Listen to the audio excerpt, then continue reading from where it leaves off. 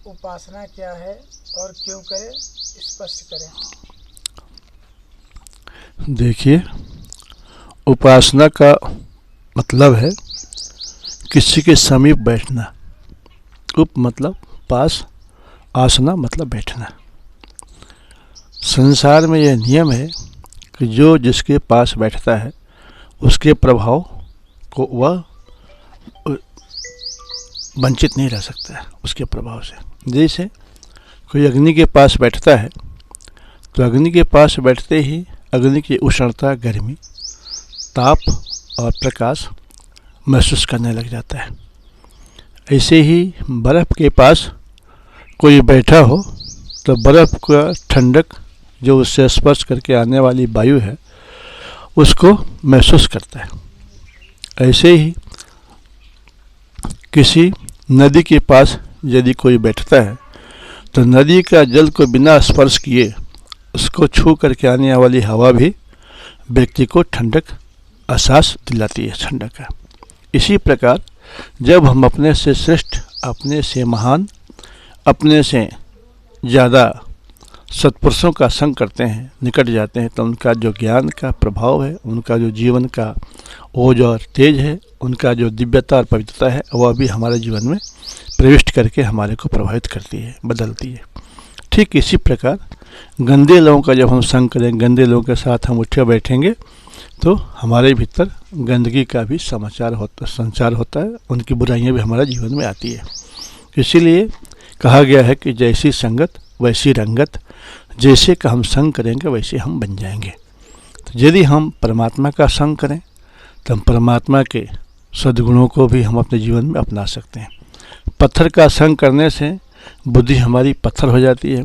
पत्थर का संग करने वाला व्यक्ति के अंदर दुराग्रह का समावेश हो जाता है। वो जानता हुआ भी सत्य को ग्रहण करने के लिए तैयार नहीं होता है, अपने झूठी बातों को ही मानने पर अड़ा रहता है। ये कहाँ से? जड़ता से है। जो जिसकी उपासना करता है वैसे ही बन जाता है। जैसे कोई गरीब आदमी जब अपने से अधिक समर्थ सेठ का उपासना करता है, समीप बैठकर उनकी सेवा भक्ति करता है, तो वो भी महान हो जाता है, सेठ हो जाता है। मूर्ख के पास, मूर्ख किसी ज्ञानी के पास जब बैठता है, उसके संसर्ग को, उसकी शिक्षा को, उसके संपर्क से उसके ज्ञान को जब धारण करता है, सुनता है, तो भी ज्ञानी बन जाता है। ऐसे ही किसी निर्बल को जब हम देखते हैं किसी पहलवान के साथ आते जाते बैठते निवास करते, तो वह भी बलवान के गुणों को धारण करता हुए बलशाली बन जाता है, बलवान बन जाता है। इसी तरह से जब हम श्रेष्ठ लोगों का साथ करते हैं तो हम भी श्रेष्ठ बनने लग जाते हैं। अब यहाँ विचार करना है कि श्रेष्ठों में श्रेष्ठ कौन है? जहाँ श्रेष्ठता की अंतिम पराकाष्ठा हो जाए, चरम सीमा हो जाए, वह परमात्मा है। धनियों का धनी कौन है? जहाँ धन की पराकाष्ठा हो जाए, अंतिम सीमा हो जाए, तो धनियों का धनी, श्रेष्ठों का श्रेष्ठ, बलियों का बलि, जहाँ इन सब की परिसमाप्ति हो जाती है, चरम उत्कर्ष हो जाता है, वह है परमात्मा। हर व्यक्ति चाहता है, हर निर्बल चाहता है कि हम बलवान हो जाएं, हम हर निर्धन चाहता है कि हम धनवान हो जाएं, हर मूर्ख चाहता है कि हम विद्वान हो जाएं, हर दुखी चाहता है कि हम सुखी हो जाएं। ये सारी विशेषताएं जिसके अंदर है, उस नियंत्रण शक्ति का नाम परमात्मा है। और वह कण कण में है, क्षण क्षण में है, सबके अंदर है, सबके बाहर है, सबके पास है, सबके अत्यंत करीब है।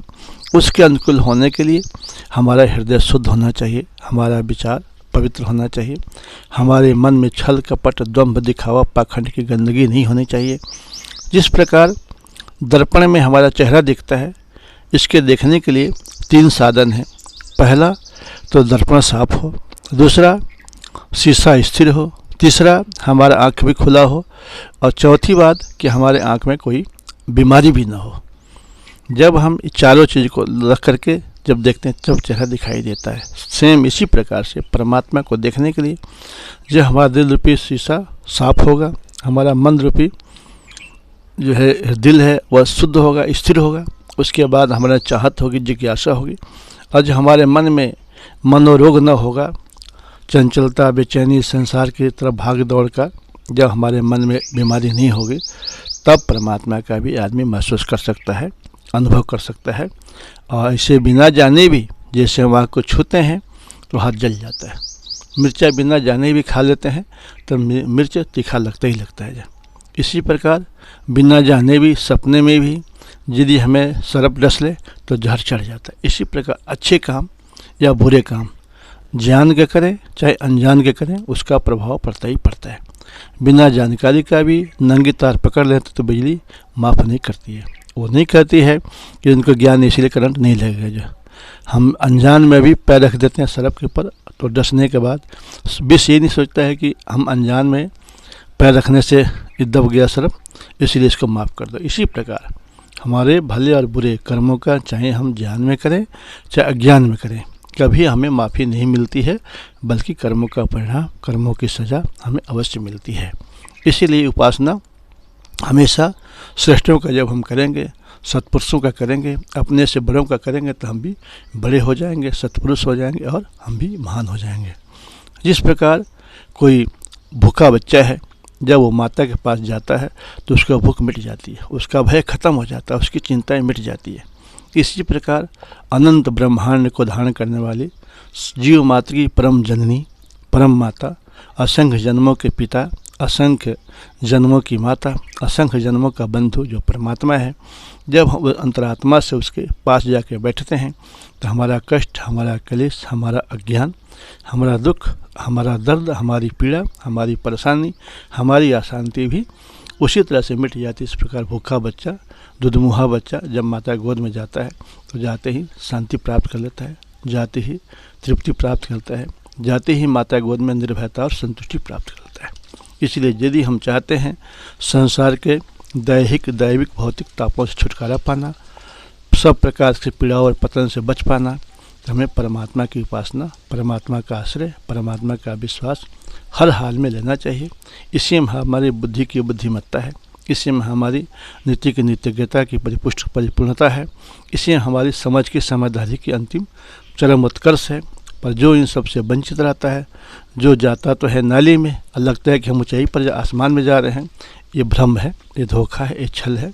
इसीलिए हर व्यक्ति को अपने के साथ छल का, धोखे का व्यवहार अपने साथ नहीं करना चाहिए, क्योंकि संसार का विश्वास स्वयं के साथ धोखा है। यदि आप चाहते हैं धोखा से बच जाएं तो परमात्मा का विश्वास करिए, परमात्मा का आश्रय लीजिए, परमात्मा पर भरोसा करिए, अब परमात्मा की उपासना करिए। इसी में मंगल है, इसी में कल्याण है, इसी में शांति है, इसी में जीवनी है, उन्नति है, इसी में चरम उत्कर्ष है। इति ओम सम।